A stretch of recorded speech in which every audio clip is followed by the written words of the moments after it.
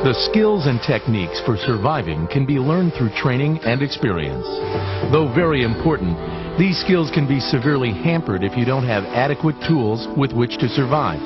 A person who has a good imagination and some degree of ingenuity will find that both nature and the aircraft can provide most of the tools they need to survive. But if the aircraft is totally destroyed and you are in an environment that has extremely limited resources, the only gear you have available for survival is what is on your person and whatever survival kits you were able to get off the aircraft. The FAA has provided you with training and very comprehensive survival kits and life rafts designed to keep you alive until rescued. However, just having these items on board isn't enough. You must know exactly what you have available to you and, more importantly, how to properly use them in a survival environment. This module will concentrate on 3 areas: survival kits provided by the FAA, life rafts and accessory kits provided by the FAA, and personal survival kits. The Mod 1 is a comprehensive survival kit that is designed to keep 4 persons alive for 72 hours. The Mod 1 is equipped to address 7 vital areas: first aid, shelter, water, food, signaling, fire starting, and tools.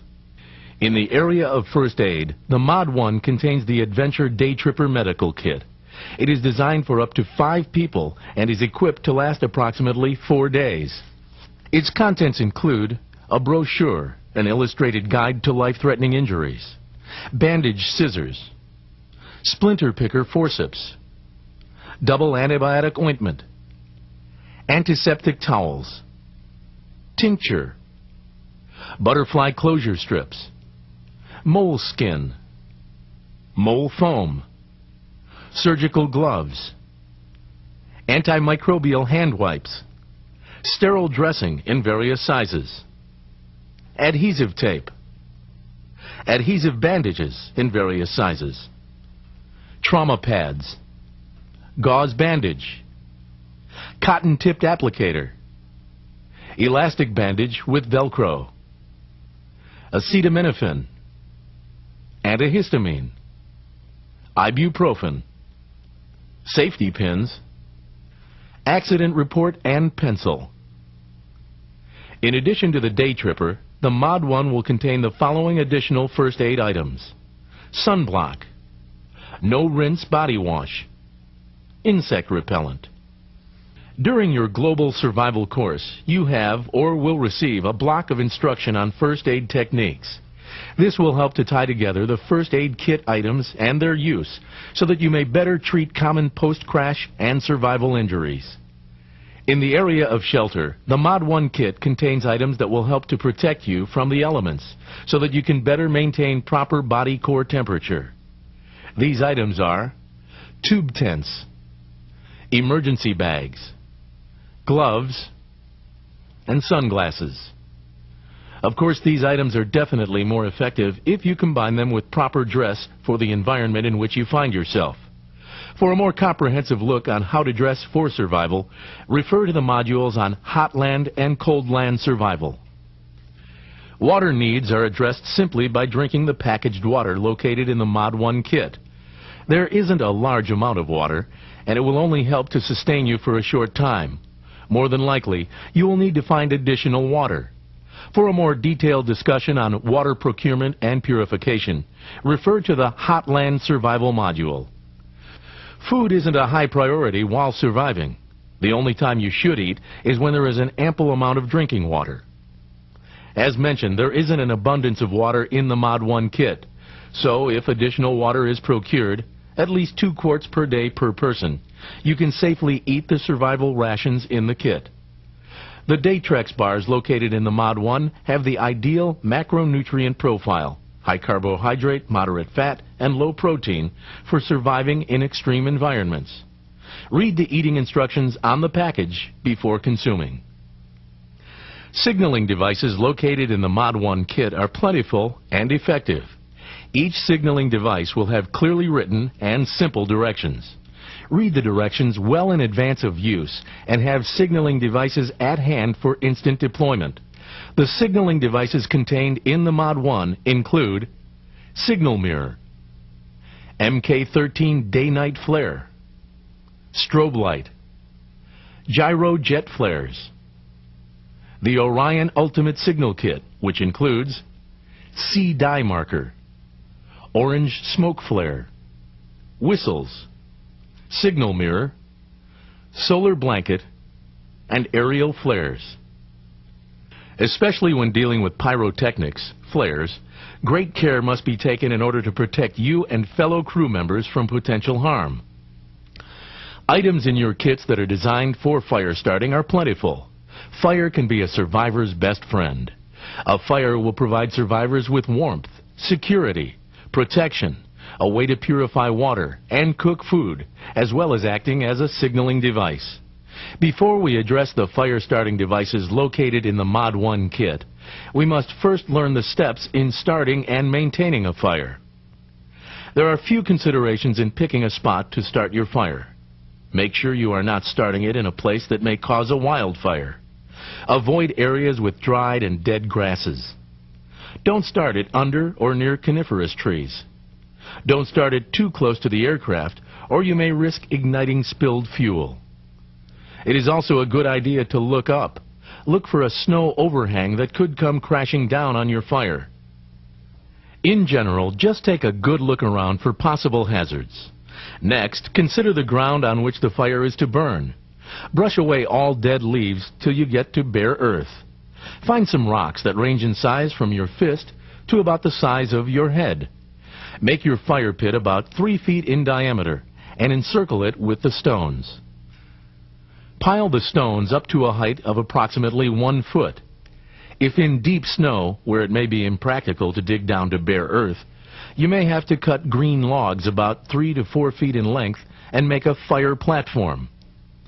For a fire to start and remain burning, it must have 3 basic elements. It must have oxygen, fuel, and heat. Oxygen is abundant in the form of air. Fuel will most likely be procured from nature or from the kit. Heat will be generated from one of the various fire starting devices in the Mod 1 kit. Before you make the first spark, gather all material you will need to start and maintain your fire. First, you need to gather some tinder. A good example of tinder would be fine dried grass, dead and dried pine needles, cotton, paper, magnesium, or powdered wood. Simply put, anything that ignites easily and burns hot is considered tinder. Next, you'll need to find some kindling. Examples of kindling would be small twigs, thicker grasses, wood shavings, and thin chunks of dried bark. Finally, you need to find some fuel. Fuel would be material ranging from just slightly bigger than kindling to full-fledged logs. Always get 3 times the amount you think you will need. Get tinder, kindling, and fuel all at once and have it near the fire pit. In the pit, you will need to get your tinder piled up in a spot where it is protected from the wind. The next step is to put a spark to the tinder. Ensure that the tinder has a lot of oxygen coming into it. If you put a spark to the tinder and nothing happens, it usually means you have the tinder compressed and insufficient oxygen is feeding the fire. Spread the tinder out slightly and try again. You may also want to gently blow on the tinder to get it going. Once the tinder has ignited, start putting the small tinder on top in a teepee fashion. Progressively work up to the small kindling, then start adding your fuel. Remember to keep your fire just big enough for you and your crew members. Too big a fire exacts a large drain on your energy reserves to keep it going. The Mod 1 kits are sufficiently equipped to make fire starting a cinch. For tinder, you will find chemical fire tinder. These are tablets of highly combustible material that burn hot and slow. To get the tinder burning, you will find matches, metal match, a magnifying glass, candles. With the tinder and spark source present in your kits, your job would simply be to procure the kindling and the fuels. In those instances where it is difficult to use a spark-based fire starter, you may opt to use the campfire starters located in the Mod 1. These devices emit a flame similar to a road flare. They burn for approximately 120 seconds, giving you ample time to ignite the kindling and small fuel. Survival tools located in the Mod 1 kit will help you in several ways. The tools you will find in the Mod 1 are mini folding shovel, multi-tool pliers, krill lamp for interior shelter lighting, saber cut saw for cutting firewood, duct tape, and flashlight.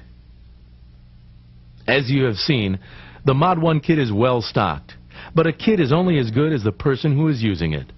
Know the contents and how to use every item in the kit. As with any kit, the Mod 1 has room for improvement. This is where a personal survival kit will come in handy. Typically, you don't want to duplicate items that you have in existing kits, but here are a few suggested items for a personal survival kit.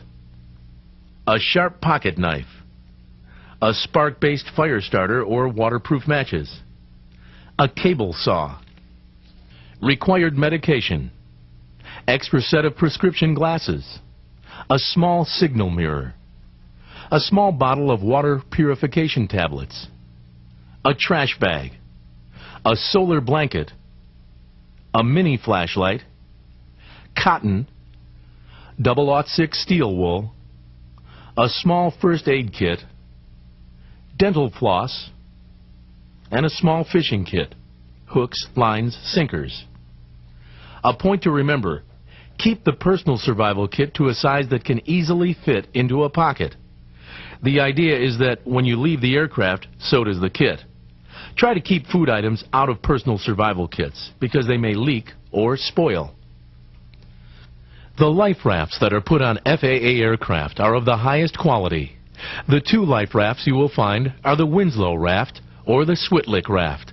But without proper knowledge of the raft and its components, you put yourself and your fellow crew members at a disadvantage. Some of the features of these life rafts are CO2 and nitrogen inflation system with oversized buoyancy tubes, tripod arch auto-inflating canopy support system, oversized 4-rung boarding ladder, 5 boarding assist handles, combination foul weather observation port and water collector, inflatable insulated floor, auto-deploying hemispherical drogue, 75 feet of heaving line, 35 feet of painter line with quick release, writing line with hand grips, unidirectional radar reflective tape. Each life raft will have an accompanying accessory kit. These items will help to make survival at sea a little easier and help to facilitate a quicker rescue. Items in the accessory pack include Survivor 6 reverse osmosis pump, sea dye marker, emergency water container, raft repair kit, hand pump, raft knife, bailing bucket, sponge, heaving line, sea anchor, fishing kit, flashlight, signal flares, EBC 102 emergency locator transmitter. The life raft will take about 30 seconds to fully deploy in temperate conditions.